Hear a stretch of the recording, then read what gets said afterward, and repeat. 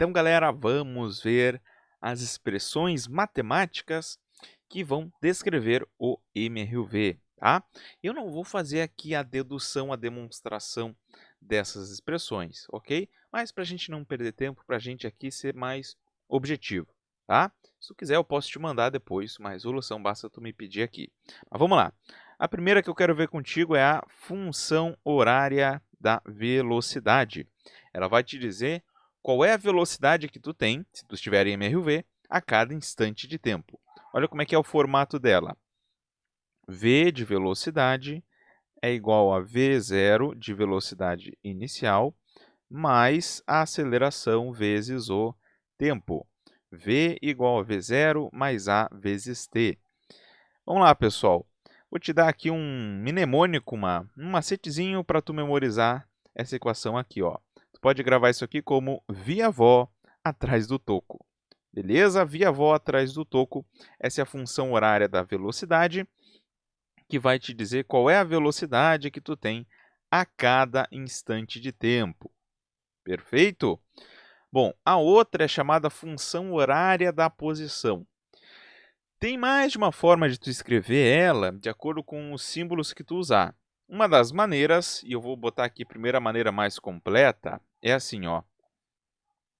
S é igual a S0 mais V0 T mais a T quadrado sobre 2. Nota como ela é grandinha. S de posição, S0 de posição inicial, V0 velocidade inicial e aceleração vezes tempo. Nota que no MRU, a função da posição era mais simples, né? Vamos lembrar como é que era a função da posição no MRU. S é igual a S0 mais VT. Era uma função de primeiro grau, lá no MRU. Mas já aqui no MRUV, a função da posição, nota como ela é uma função de segundo grau com o tempo. Ó. Olha como tem um termo com tempo ao quadrado. Inclusive, se tu lembrar, lá da matemática, a função de segundo grau ela tem esse formato aqui, ó. Y é igual a ax ao quadrado mais bx mais c. E é o mesmo formato que tu tem aqui, só que com algumas adaptações. Por exemplo, o C, o que é o C? É o termo independente, é a posição inicial. O que é o B? A velocidade inicial. O que é o A? A aceleração sobre 2. Maravilha! Uma outra forma de escrever isso aqui é o seguinte. Pode, por exemplo, passar o S0 para lá, ficando negativo, e aí fica S menos S0, que é a mesma coisa que variação da posição. Ó. E aí pode ficar ΔS é igual a V0t mais a t quadrado sobre 2, tá? Então, é só uma outra forma, tá? Não é uma expressão diferente, é a mesma expressão, só que escrita de outra maneira, tá? No lugar de S igual a S0, eu passei o S0 para lá e aí ficou variação da posição. Se tu quiser também, muitos materiais tu encontra assim, tu pode trocar o ΔS por D, de distância. Lembra que é tudo uma questão de símbolos, tu usa o símbolo que tu quiser. E a última equação que vai nos ajudar a descrever o MRUV é a famosa equação de Torricelli. Eu vou colocar aqui para ti a equação de Torricelli. Olha como é que é a equação de Torricelli. Velocidade final ao quadrado é igual a velocidade inicial ao quadrado mais 2 vezes a aceleração vezes a distância percorrida ΔS, que tu pode colocar como D também. Essa é a equação de Torricelli. O que nós temos aqui de peculiar na equação de Torricelli que nós não tínhamos nas outras equações? Olha bem, se tu notar, na equação de Torricelli, tem uma coisa que nós não temos aqui que nós tínhamos nas outras equações, que é o quê? Tempo. O pessoal nota que não tem a variável tempo aqui na equação de Torricelli. Isso é um indicativo para ti do seguinte: se não tem tempo aqui na equação de Torricelli, isso significa que tu vai utilizar essa equação de Torricelli quando não envolver no problema a variável tempo. Pode escrever isso porque é importante.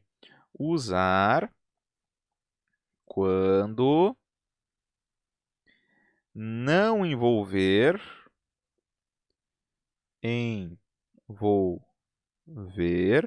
a variável tempo. Olha só que interessante. Maravilha. Essas que são as equações que a gente usa para descrever o MRUV. A gente tem, a partir dessa equação, a velocidade em qualquer instante, a posição, ou uma equação que não depende do tempo, quando, por exemplo, tu vai usar Torricelli. Agora, um cuidado especial que eu quero que tu tenha, tá, ao usar estas equações. Deixa eu antes disso só te passar macetezinhos, né? Tu gosta de macetezinho, que eu sei.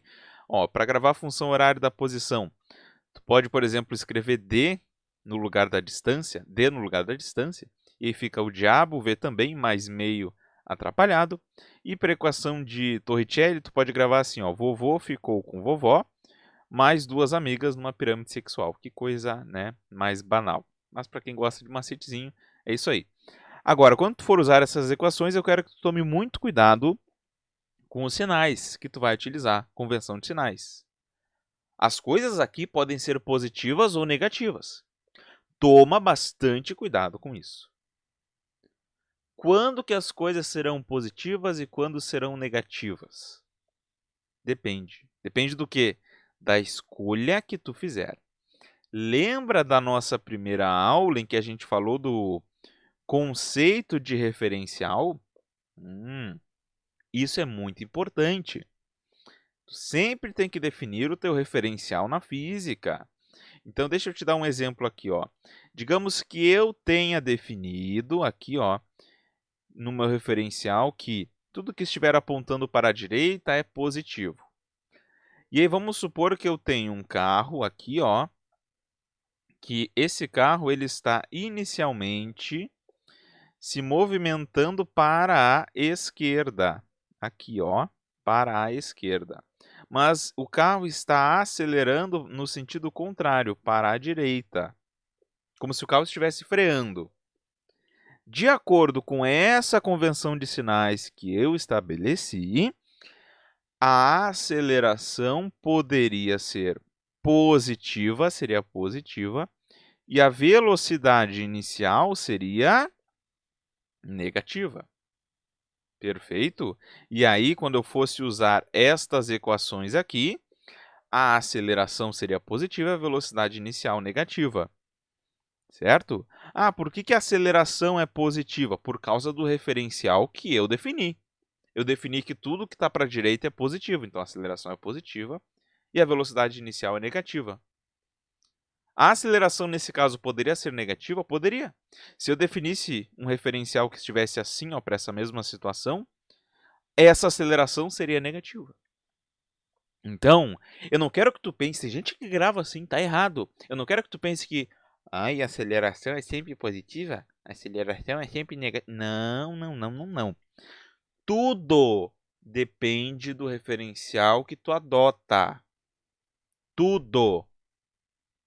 Por isso que muitas vezes pode ser que tu está comparando o exercício que tu fez com o teu amiguinho, as contas que vocês fizeram aparentemente são diferentes, mas se chegaram no mesmo resultado, porque tudo depende do referencial. Certo? Não importa aqui se tu define para a direita positivo ou para a esquerda positivo, não importa isso. Desde que tu obedeça essa escolha que tu fez. Certo? Maravilha, perfeito, show de bola.